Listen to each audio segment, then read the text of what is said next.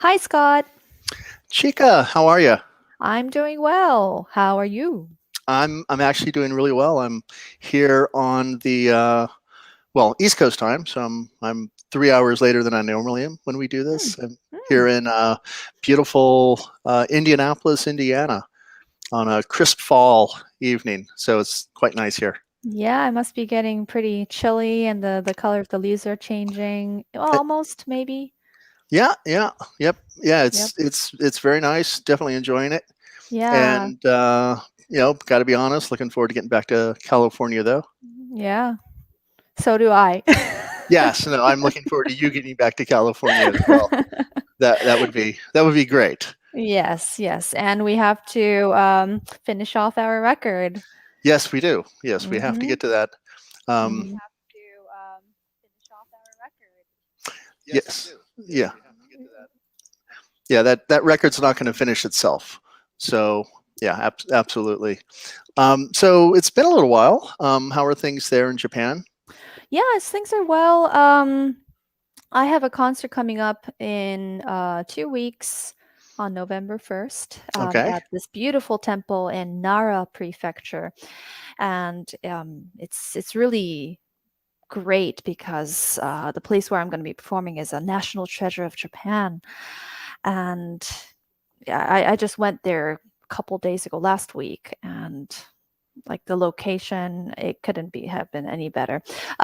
November 1st is still not the color changing season yet, but it's the weather's nice, and I hope everybody would enjoy hearing Yeah. saxophone, unaccompanied saxophone music at the temple. If I was there, it would not be unaccompanied. I know. I mean, we talked about having, possibly having you over, but of course, with Yeah. this travel restriction, It, it it didn't look happen. yeah, it looks like Delta's not going to make that possible Yeah.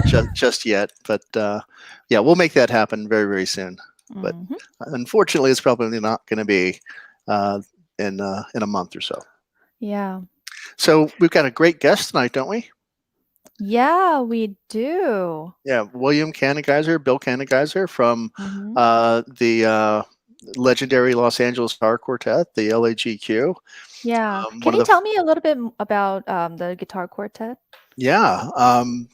It in my opinion, it's the greatest guitar ensemble in the world and has been for Mm. decades. Wow. Of course, obviously inspired by Los Romeros, the Romero Quartet. Started out as the USC Guitar Quartet with Bill and Scott Tennant and John Dearman and Anise Angarola, and then Andrew York, who was I think our first guest on this show. Yeah. Then took over for Anissa and stayed with him for I think 25 years. Bill can correct me if I'm wrong. And Mhm. now our colleague over at CSU, Matt Greif, is a member of the LAGQ, and they're still going. Mm. I don't know how many years, 40 years, something like that. It's been a while. Great career. Never ceased to put out quality music, and Road Dogs on top of that. So look forward to talking to Bill about you know latest LAGQ projects, and what it's like getting back out there on the road after Mhm. being you know off for so long. And yeah, Mhm. there's a lot to talk about. So Yeah. yeah, I mean, Bill can speak for Bill better than I can. So Yeah, why let's don't we bring him include him in in. this conversation? Yes, we shall. Okay, Hi, Hey, there Bill. he is. Scott, I thought you spoke for me just perfectly. Did I? You did. You did. Okay, good, because I've been speaking for you for years and just never Thank you. really told you. Thank you. I do have to correct some of your details, though. Dang it! I knew it. Yeah, you're pretty close. So we're officially, I think we're up to like our 42nd year. Wow. I said about 40. 40 years. I'm only 2 years Well, off. let's see. It's actually 41 right now. So 41 I'm right. 1 year off from almost Yeah, half a century. yeah. But My bad. Andy was in the quartet for 16 years. 16. Okay. And Anissa for 10, Yes. Andy for 16, Uh-huh. and I think next year, I have to get this right, Matt will have been in the quartet longer than Andy. I remember sitting with Matt in Austin and he had just Mm. joined the group. Yeah. And we were sitting together, and I just nudged him like, "You're in the LAGQ now," and he's like, "Oh, I know." And you know, and I think that GFA was 2009. Is that right? 2008, 2006. 2006. Okay. Yeah. Oh, that's right. Yeah, because it was the one before. Okay, that makes sense. So yeah, so Yeah. sorry, we got some of it wrong. No, but, it's okay. It's most okay. of it, I got most of it right. You did. I've been there for a lot of it. Yeah. Yeah. So, But thanks for your kind words. yes. I appreciate that. I don't, there's so many guitar ensembles that to me are, icons and, that helped form us. Of course, the Romeros were a model. The Assad brothers, when we first heard them, it just blew our minds. And there's so many wonderful, this is going way back, but a group that really inspired us early on was the Amsterdam Guitar Trio. I They were remember them. Yes. fantastic, and especially their focus on contemporary music. They were kind of like a little mini Kronos quartet for guitar. Right. But so many other groups, that have either been colleagues of ours or have in a way followed in our footsteps. There's Guitar Trek from Australia, and the EOS quartet from Switzerland, and all the great duos, solo duo, and so But the Assads, obviously. well, the Assads, of course, and the Abreos before them. But I think that the idea of guitar ensemble, it's hopefully now not just a novelty. It's a it's a viable concert medium. It's different from solo. I play solo and I play in the quartet, and they're utterly different. They're different experience to watch in a concert. They're very different as a performer. Totally different energy, and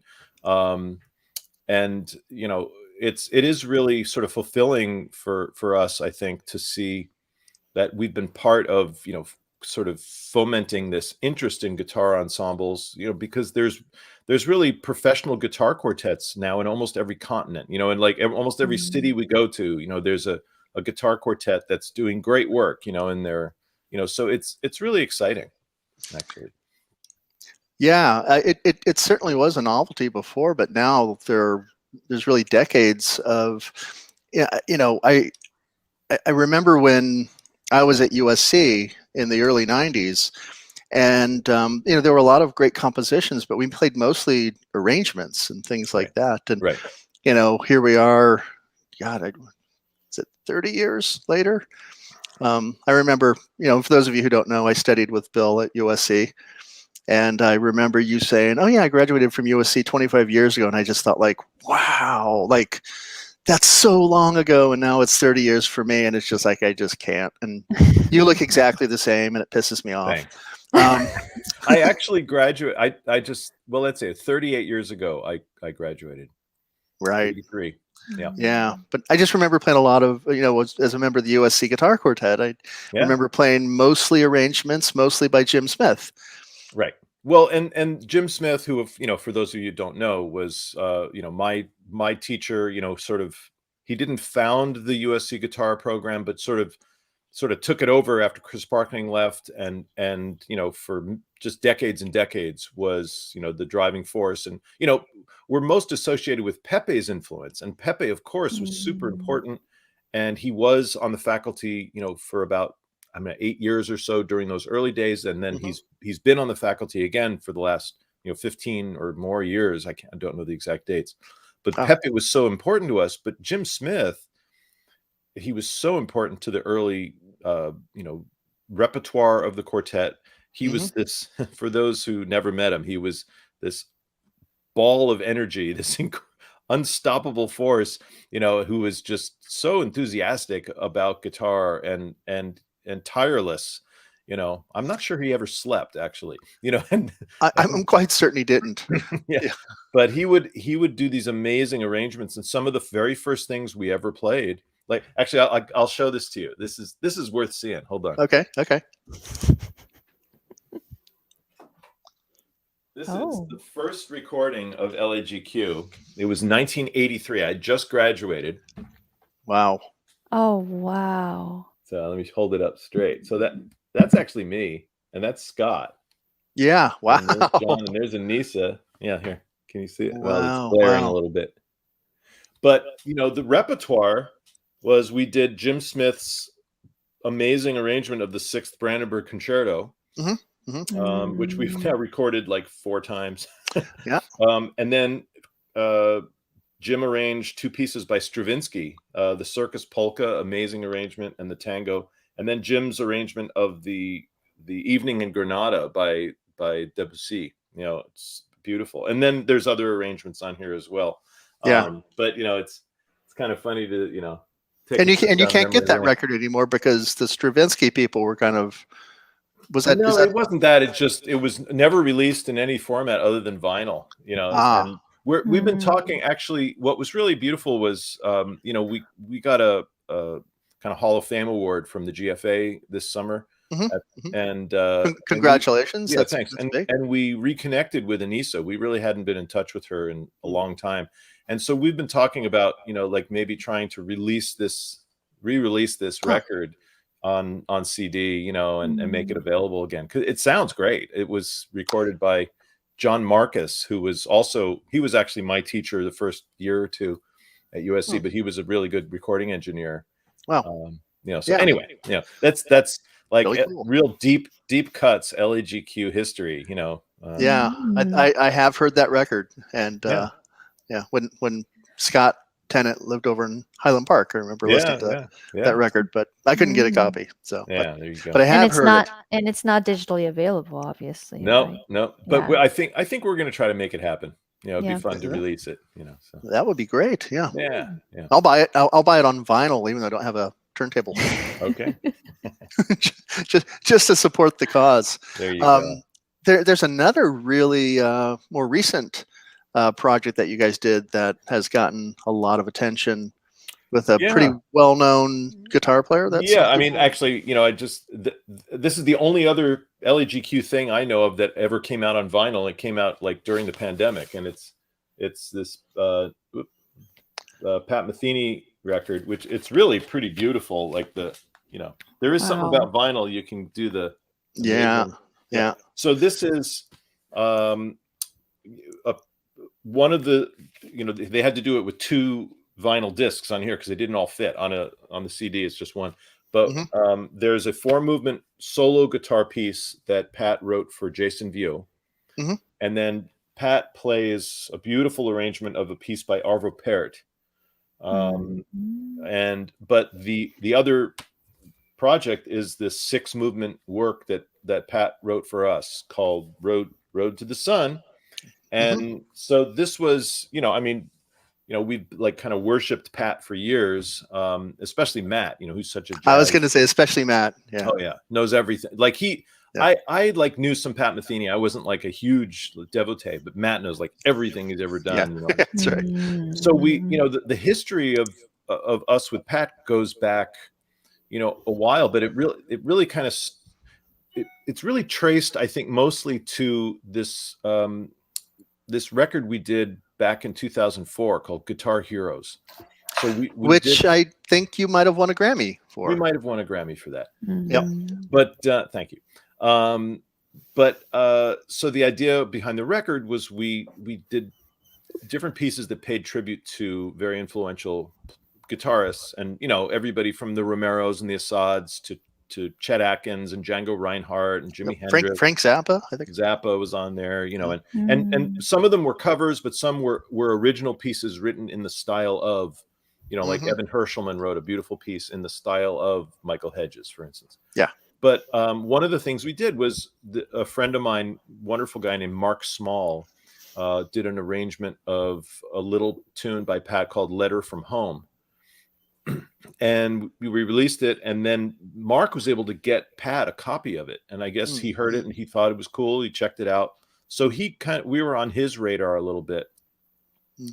And it was Scott was invited to teach and play at a guitar festival way up in Montana called Crown of the Continent, and he met Pat there, and Pat was like, "Hey, maybe I'll write a piece for you guys someday," and it was like, oh, okay. And so we worked it out for the quartet to come, like, I think it was 2 years later. And we played there. We knew Pat was going to be there. And we planned our whole program around, there was one person in the audience we wanted to impress, like, and after the concert, Pat came backstage. He was super nice. He's like, yeah, I'm going to write you guys a piece, and it was like, oh my God, and then it was like 2 years of nothing, because he was so busy. But the plan was he was going to write, like a 10-minute piece or something. And we didn't hear anything. And then finally, out of the blue, we got an email. Said, I've got time in my schedule. I'm going to write the piece. And then like a few weeks later, he's like, okay, I've got it sketched out. It's 6 movements and it's 28 minutes long, and it's this massive thing, but it really like totally exceeded our expectations, it's got all these different moods of Pat Metheny. It's got lots of different vibes, but it's also, unusual for him that he had to write everything out. In fact, let me show you this. Hold on. Right. Okay. I keep leaving. Right. His room is like a museum. Yes. Yeah. Yep. I'm like the Addams Family over here. So this is like the score, and when we first got it, first of all, for him to write something where he had to write every single note, and he was so meticulous, every little, like accelerando, so meticulous, and which is, for him writing for, his jazz groups, he would just write, chord changes and a head and, and off you go. Yeah. Right. But the thing that kind of blew me away was, well, it's probably too small to see, but it says guitar 1, Bill, guitar 2, Scott, guitar 3, Matt, guitar 4, John, and it's like he wrote it like specifically because he knew exactly like how our guitars were and our sound and what we did. And we ended up getting to work, before the premiere, we got to work with him a number of times and coach. And then he flew out here a few months after the premiere with his amazing producer, Steve Rodby. And we recorded it. And it was like, this is great. We just did recorded Pat Metheny's piece. And then we didn't hear anything about it for 4 years. It was like,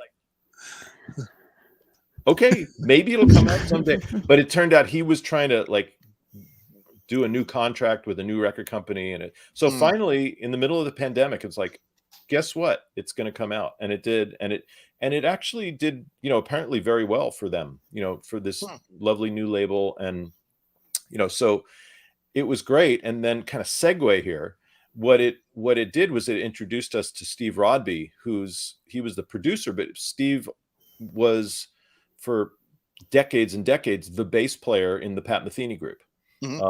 Amazing musician, but we hired him to produce our latest record, and we recorded it back in 2019. And because of pandemic and other things, we're just doing the post-production on it. We're hoping that it comes out in the beginning of the year. But Steve Rodby's, and we also used this incredible engineer, Rich Breen, but I think it's the best sounding record we've ever made. Just the sound of it. Where'd you record? What studio did you use? Or did you do it on location somewhere? We recorded it at Camilleri Hall at USC, which is this beautiful gem of a hall as part of the Brain and Creativity Institute. Right. That was designed by Toyota, the guy who did Disney Hall. But we're pretty sure the title is going to be Opalescent. And there's two different works by the Australian composer Philip Houghton. Oh, I love the opals. Some of my favorite pieces. Opals is like, the major piece. We also recorded his piece Wave Radiance. There's a piece by Andy York, actually, called Hidden Realm of Light. There's a piece by Kevin Callahan. I don't know if you know him, up in Seattle.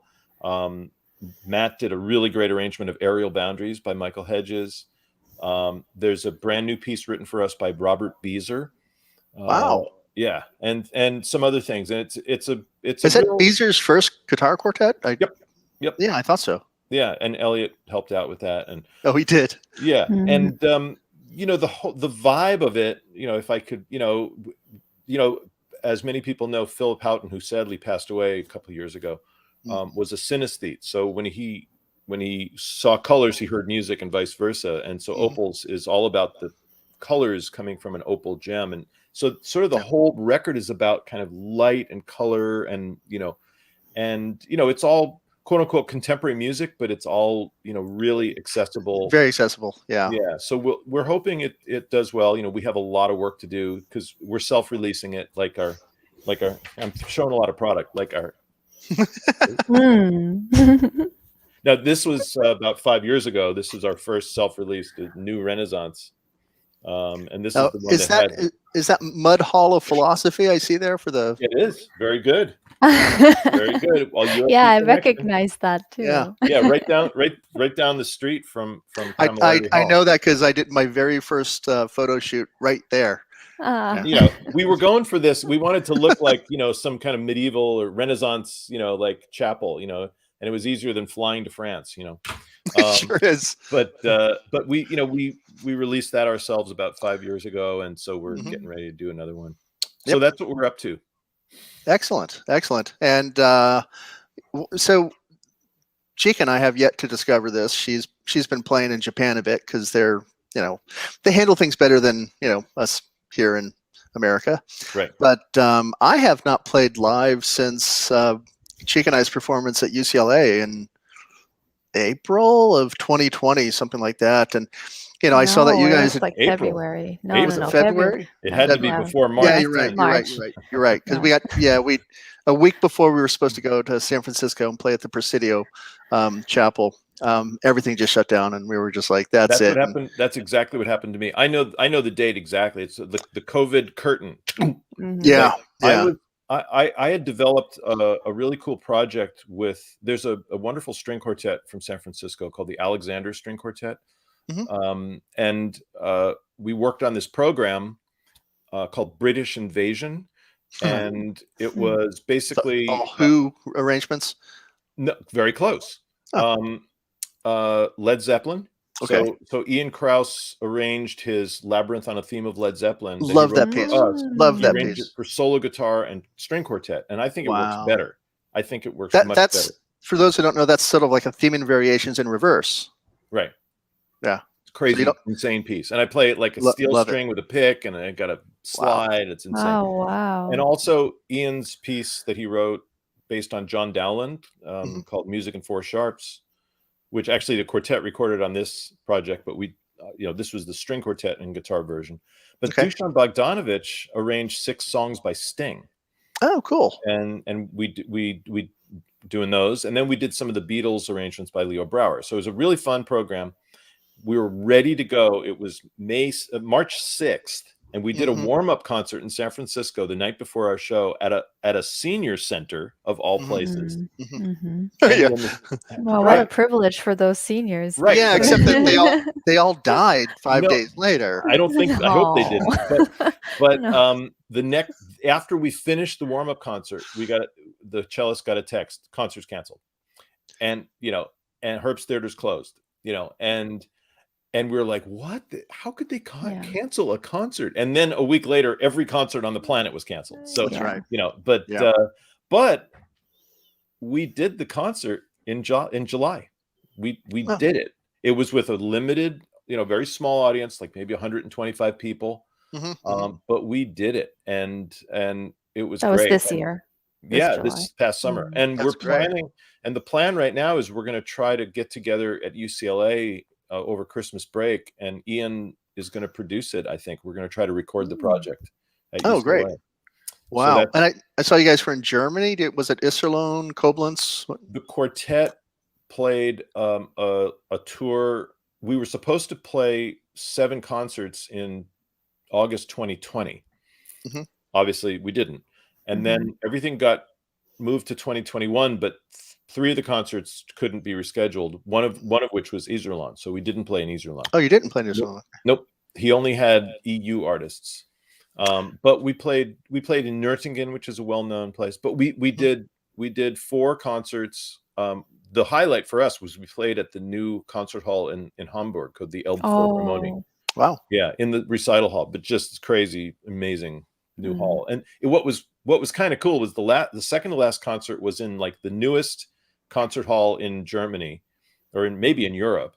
And the night after, we played at this place called the Bagno, which is the oldest freestanding concert hall in Europe. So it was like How interesting. How old is it that? was like from the 1700s, but it Oh.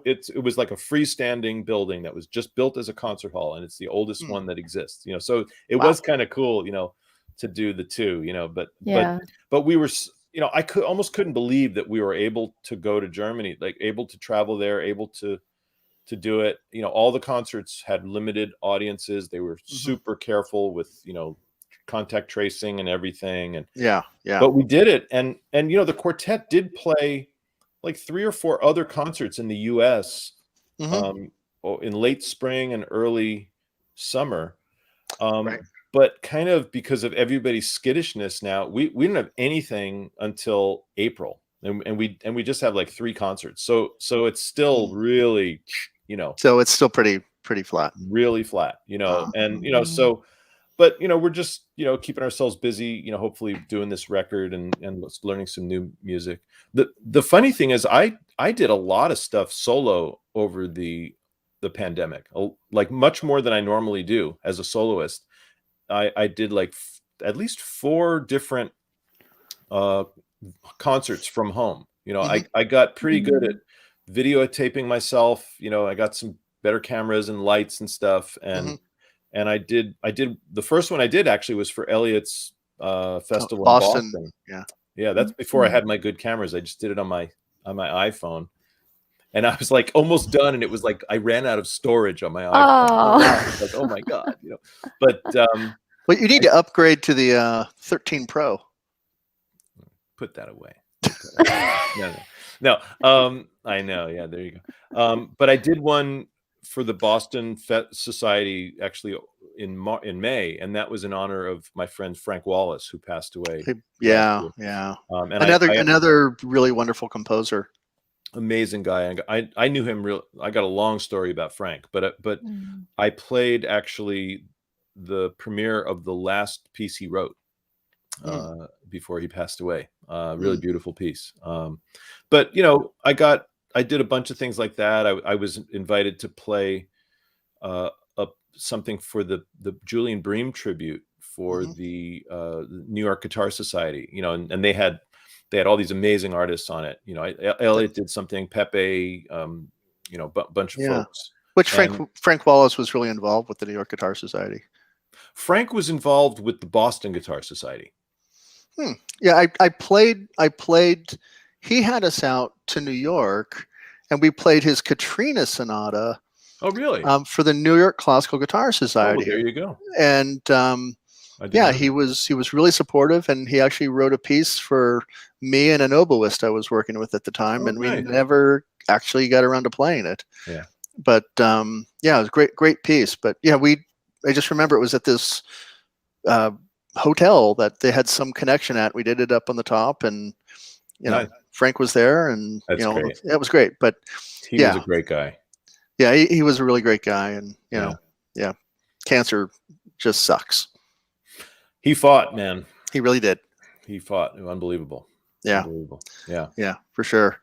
What about returning to? I'm curious. Returning to normal. I do air quotes, but my friend Phil Proctor, the comedian Phil Proctor, he's a dear friend of mine. He says I was trying to remember that name tonight because a friend of mine I had dinner with he said his daughter was reading Don Quixote, and she just doesn't get it. And I said, oh, well, I kind of do. And then I, sort of explaining like what my take on Don Quixote was. And I said, my friend Bill Kanengiser was obsessed with Cervantes and Don Quixote for like years, and did this whole thing with Guitar Quartet. And this is all about visual prop. Yes.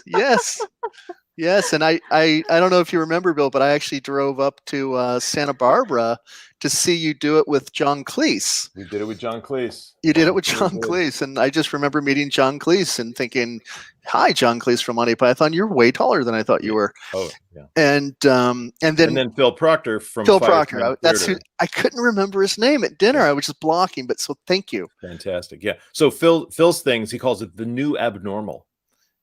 Which is great. But anyway, yeah. I've said this to a lot of people. I feel almost unfairly fortunate through all of this. Like so many people have suffered. I mean, death and illness and and losing their jobs and of course, sure, I lost, a bunch of gigs. The quartet, didn't play any gigs. I did some things online, so we lost some work. But, we're fine. Like, we're all fine. Yeah. And in a way, like, I was able to continue teaching through this thing, which it's not perfect, but it was actually pretty good. The only thing that really didn't work was, guitar orchestra and guitar ensemble. But, for private lessons, master classes, my wellness class that I teach, it worked fine. But, actually my wife and I got, the gardens look great, and I was making tons of good food and, we spent a lot of time together and our daughter and her boyfriend actually were able to move close to us. They got out of their little apartment and they're at a little house near us. So, in a way, I feel kind of, guilty about it, but, things are good. And now they are starting to slowly return to normal. The big thing in my life is that USC, went from being completely online, completely, and they were one of the first to do it. Like, locked down. March 10th, the last event was Paul Odette giving a masterclass, and he left the next day.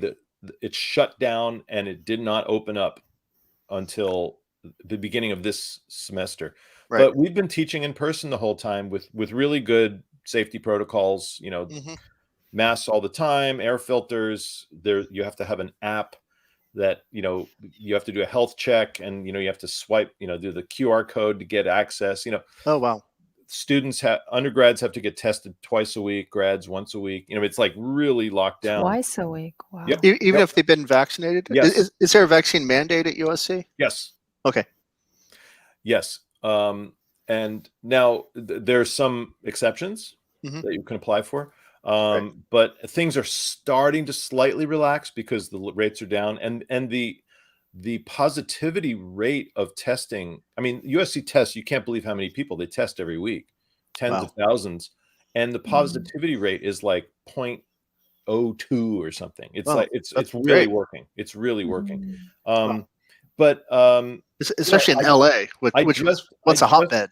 Yeah, I know. Well, I just got back from guitar orchestra, so I had 21 guitarists in the room with me. We're all wearing masks. We're distanced, but we played together, and I told everybody all last year when I was trying to assemble these, these fake ensemble things, people, the way I did it was I played all the parts and then I conducted myself, to the parts, and then I sent it to them, and then they watched the video and played their part and videoed, and then I got them, and then I took the audio and aligned it in Pro Tools, and then I took the videos and put it in Premiere Pro, and then edited it together and make it look like we're actually playing together. You didn't align your sounds? No. I was tempted. What you heard was them, not me, but I told everybody, I can't wait for that first day. And we're all going to go, and I did this. I said, okay, everybody, we're going to hit an E major chord. 1, 2, 3, brum. And I said, I'm hearing guitar through the air. The greatest sound ever. Unbelievable. And 2 years. I've been waiting for that. And also to say, your third string is flat. Right. And everybody else's third string is sharp. Right. Because, it was that real time thing. Right. you know, the real time. So, you know, I just finished conducting. It's just so great. I'm going, da da da. You're late, you know, da da da. Oh, come in here, you know, like it's music again. And they learned other skills by having to learn how to videotape themselves and follow a conductor, and you know, and there's other skills we all learn. I learned, I had no way of recording myself at home. I had no video capability. I'd never used Pro Tools. I never used Premiere Pro to do video, OBS, you know, like all this stuff. I had no idea. And by the end of the pandemic, I'm not like an expert, but I can make reasonably good sounding audio and reasonably good video, and I know how to edit things together. You know, so I learned a lot, actually. You know, so it's one of those silver lining things. Yeah, that's true. Chica got pretty good at that stuff too. Yeah, like Final Cut Pro and figuring out what the yeah, I went Premiere Pro for my daughter and her boyfriend. They're video game designers, and they studied Premiere Pro, so they said use that because we can help you with it. You know, so I opted for that. You know, yeah. Well, I mean, that leads me to, you know, I mean, we learned a whole bunch of new skills over the last 2 years, and but the importance of playing with other musicians for guitar players, and you know how that is such a valuable, you know, thing to do, even if you're just like, no, I'm going to be a soloist, and you know, I don't want to be part of a professional chamber group or anything like that. I'm just wondering, you know, I've heard you talk about it a lot, you know, before, but you know, maybe you could do it here. Just the value of playing with, you know, guitar ensembles, quartets, trios, duos, things like that, and then you know, playing with, you know, flutes and singers and, you know, saxophones and things like that. Because, you know, I just think, you know, I grew so much as a musician by playing music with other people. Right. And, you know, you're just not going to get that sitting alone in your bedroom for the rest of your life. No. And, you know, I think, you know, for a long time, the guitar was kind of thought of as this solitary, you know, you got Segovia sitting there, you know, alone on the stage, and that's right. That's the thing. And, you know, that's can be amazing and great and wonderful. You know, but there's a lot of skills that you have to develop to be a chamber musician, like have a decent sense of rhythm, you know, and, you know, I mean, we guitar players are kind of notorious, right? For like 1 and 2 and 3, 4, you know, like, and, you know, playing with an orchestra, you know, suddenly you get a gig with an orchestra and it's like the conductor is like, whoa, you know, so I never rush, do I, Chica? Yeah, that's right. What? Yeah, exactly. You know, so, you know, like developing the skills, but also, you know, like the interpersonal skills that are involved, you know, like learning how to work with others, you know, he plays nicely with others, you know, and I always thought we should get double credit for guitar ensemble, like maybe like psychology or sociology. Oh yeah. In addition to like an activities class. Oh, absolutely. Yeah, absolutely. No, what I mean, why is it that it's difficult to keep time for, you know, for guitar guitarists? players? Bill, would you like to make up an excuse? You don't want me to make up an excuse? Yeah. You know, you know, I think part of it is just like the training, you know, like playing by yourself and not, you know, growing up, you know, most orchestral musicians, they grow up following in an orchestra, in a school orchestra. They right from the beginning. They're now you could say, well, why aren't pianists? Why don't they have terrible rhythm? You know, but and it's an oversimplification that, you know, all guitarists have bad rhythm, you know, but you know, I think it's also, you know, kind of not looking for an excuse, but there's something about the attack of the guitar that, you know, that when you bow an instrument, when you sing, when you blow through an instrument, the duration of the note is controlled all the time. And guitar, it's like blump, blump. And the attack of the guitar is percussive, which you know right away if it's on time. You don't get to like crawl into the note the way you do on you can't ease into it. Once you let the string once you go, pluck it, right. But I would think the most common thing that we guitar players have trouble with is, let's say you have a dotted rhythm, dum da dum dum da dum, and like on the dotted note, like you're kind of not doing anything. Duh, duh, duh. So it's really easy to go dum da da and just come in early, Right. unless you're feeling where that 1, 2, and 3, 1 da dum ba ba, where it is, or doing something with the sustained note in the left hand, being aware of the duration. Yeah. And so this awareness of articulation, of duration of notes, is something that I've become really attuned to, mostly through the quartet, because, we have to be, not just people go, oh, you guys play together so well, we hit the note together, but we don't care nearly as much about that as ending the note together. It's like that when, I don't know if you heard the Satie record that I did, but I recorded the Bureaucratique with Andy York, and we had like 3 rehearsals on it, and he just kept talking about the start of the note's fine. He goes, let focus on the end of the note, and it was the first time I'd heard that, but once I kind of like turned that on in my head, right, it just sounded completely different. Yep. Yeah. So and that's brilliant. And in a way, this, we're circling back to, well, why should solo guitarists play in guitar ensembles? And it's because it makes you aware of that, and then you develop that sensibility and you apply it to your solo playing. And now, like, I'm so immersed in what it's like to be playing as a chamber musician, that absolutely, if I start a piece, I cue myself in to the piece. Like, if I have a piece that starts on an upbeat, I'll go bum bum. Like I can't start it by going dun dun. It's impossible. Right, Can't do it. And I'm thinking, brum. Like, when's the end of the note? And I'm always thinking about that, because it's just part of my musical DNA now.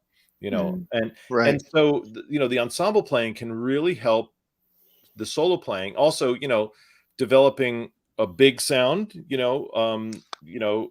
trying to play as loud as Scott Tennant kind of thing, and developing like a kind of asserting your musical personality, in a group helps you assert it.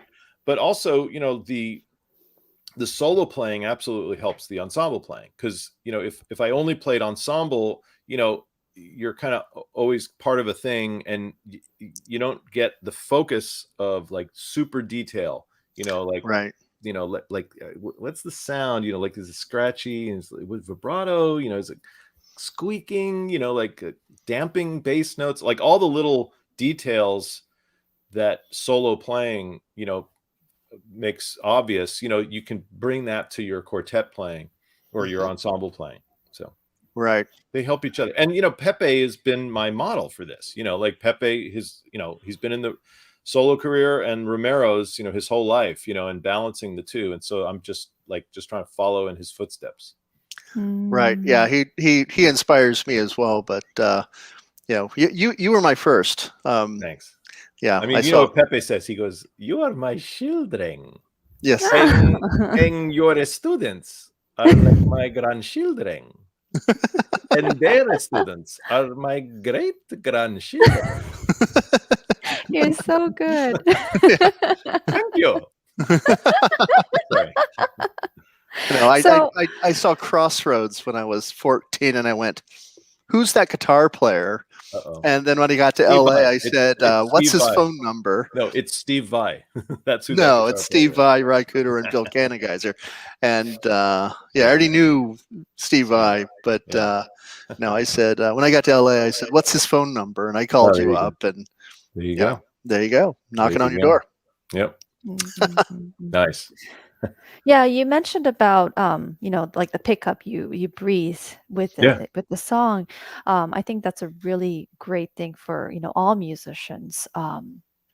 So when I can say that to my wind students as well, my saxophone students as well. They they gotta breathe. They have to breathe because that's Well, it's such an interesting thing because, like, I teach this wellness class, and we had a vocal expert come in, and she was talking about breath and everything, and she said, okay, how many of you are professional breathers? Which is, a professional breather is like a singer, wind player, brass player, and then she made the point, well, just because you're not a professional breather, you have to know how to breathe. Pianists you need to know how to breathe, and it's not like we have to absolutely coordinate our breath with every single phrase like you do, but a lot of guitar players, it's like, right. Or like, or you don't have breathing. to, or you don't have to, how do you say, breathe, or you don't have to be conscious about it too much if you, but well, there was one really point where I play started music. becoming really, I thought, I really need to focus on my breath, and then I would be hyperventilating. It was like not good. But I, like when there's a breath written in a piece, the little comma, like I go, I take a breath, take a breath, and oh, that's the right amount of time, and very often with guitar, like if we have something difficult, like a shift, very often, you can hear snorting sounds, but yeah. Sorry, Scott brought that up. Yeah. Deviated septum, sorry. Yeah. Right. Yeah. No, I don't know what you're talking about. I don't snore. Yeah. No, I wonder, that wellness class, is that something that all of the USC students take, or you just teach the guitar players? No. So I co-founded the wellness committee at USC it's probably going on 8 years now, and I became okay, I remember this. Yeah, I became the chair last year, and it's part of this initiative that the School of Music has been taking, that we were kind of behind our colleagues in terms of thinking about wellness, and now we're really doing great. And the committee includes some superstars from the opera, the jazz world. Peter Erskine was on the committee, and great pianists, and music industry, blah blah blah. But we also have like physical therapists, audiologists, like mental health counselors, and it's we're doing all these like screenings and different programs to we're doing like a student counseling, like coping with stress, kind of thing next week, and we're doing hearing study and all this stuff to try to bring awareness about health issues. But I developed a course about 6 years ago that is designed for all music majors, and it's undergraduate, graduate. I typically have like about a dozen students, all different instruments, different disciplines, and it's like an intensive, 1 semester class, and I cover everything from like stretching and warming up and Alexander technique, and like injury prevention, and then like hearing protection. A lot on performance anxiety and stress management and sports psychology and vocal health, like all these different things. Wow. But I'm really really passionate about it, and the other, so that just hits like a small subset of people. But starting last year, all sophomores take this careers in music class that Chris Sampson teaches. It's a really great class. Good friend Chris. Yeah, Chris is amazing. And so Chris gives his class over to me for 2 sessions, and I give a kind of like wellness 101. Like if I only got you for 4 hours, here's what you have to know if you're a music student, because the whole, how it is, like people are under a lot of pressure at music school, right? There's a lot of personal investment in it, emotional, financial. It's a hard competitive field, right? But we're also really prone to some kind of injury. Like the statistics for musicians, like what percentage of them have some sort of a problem that keeps them from doing their job. It's crazy. Well, ASTA, there was a thing that Asta put out that said there were more professional musicians hurt than active players in the NFL by percentage. Right. So, you're Probably more likely to be hurt. Fewer concussions, but Fewer concussions, but but yeah, I mean, no, just no, to think, absolutely. you're less likely to be hurt playing in the NFL is just a ridiculous thing to think about. Right. Well, it's part of it is our careers are so long. There's that. True. There's like 3 to 5 years. Yeah. Right. But the thing is, we want to give students at the beginning of their career, tools for avoiding the problems that us old folks have run into, like repetitive strain injury and losing their hearing, or, blowing out their vocal cords or whatever. The thing is, what we do is very, vulnerable, to overuse and to bad technique, and sometimes it's no one's fault, but the more we can do to give tools and resources, and I think more than anything, it's to overcome the stigma of someone saying, my hand hurts, or I'm numb, or something like that. Yeah. And don't tell anybody, because I might not get this audition, or my teacher will be mad at me, so I'll just won't tell anybody. Someone on the football team, if they twist an ankle, they're gonna go, oh, I need rehab, so they get help. And so the problem really is that people don't ask for help, and they don't think they can be helped if something goes wrong. And the thing is, most injuries are totally treatable, if you do the right protocol, so, we got these physical therapists who are amazing. And they're, there have been a number of times where a student, like a violin student, like they couldn't lift up their bow arm, before their recital, and send them over to, physical therapy, and boom, they're playing the recital, and I mean, they're not all incredible success stories like that, but right. There's a lot. Wow, it's great that you're doing that, and I hope that is a model that other schools are going to pick up. Have you thought about, publishing papers on this, or maybe presenting at NASM? Or I know USC dropped out of NASM, but that doesn't mean you guys can't go. I mean, one of the members of our wellness committee is a wonderful collaborative piano professor named Stephen Pierce. He just did a big presentation at a piano pedagogy session, and just incredible, resources that he laid out. We're not the only ones who've done it. Like like Juilliard, for years they've required their students to take Alexander classes, and we can't do that. We don't have the resources or the time or anything. I know Colburn has had a really strong wellness initiative for a long time. So we were way behind. But I think what we're doing now is really good, and we're trying to use social media too, and I've curated a small, like what I call mini wellness tips video series, where I've got my colleagues and myself doing these like 3-minute little videos on like one thing. So like I've done things about like little warm-ups for the hand muscles, and just did one on like how to use earbuds without blowing out your ears, and different things like that. Mindfulness techniques. Turn it down. There, you would think it was that easy, wouldn't you? I would hope you would think it was that easy. Yeah. But it's not. It's really not. Yeah, but it is something that I feel really. I've always been, kind of interested in the what's under the hood. I've always been interested in anatomy and physiology and biomechanics. Yes.